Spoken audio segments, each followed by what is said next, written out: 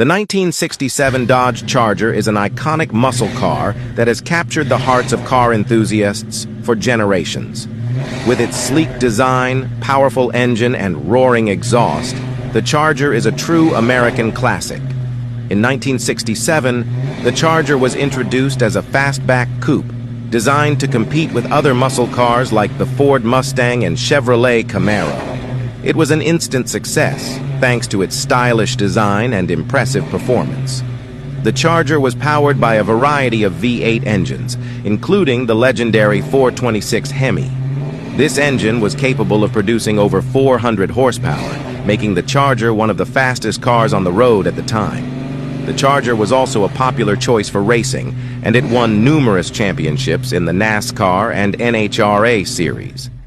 In addition, the Charger was featured in many popular movies and TV shows, including Bullitt and The Dukes of Hazzard. Today, the 1967 Dodge Charger is still a highly sought-after car by collectors and enthusiasts alike.